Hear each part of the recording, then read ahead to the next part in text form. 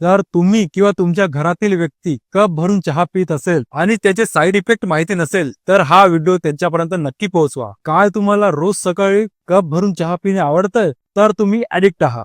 जर तुम्हाला चहा पिल्यानंतरच फ्रेश वाटत असेल तर तुम्ही ऍडिक्ट आहात. जर तुमच्या डोक्यात नेहमी जडपणा व डोकेदुखी राहते आणि चाय पिल्यानंतरच ठीक वाटते तर तुमचे अभिनंदन, तुम्हाला पण चहाचे व्यसन लागले आहे.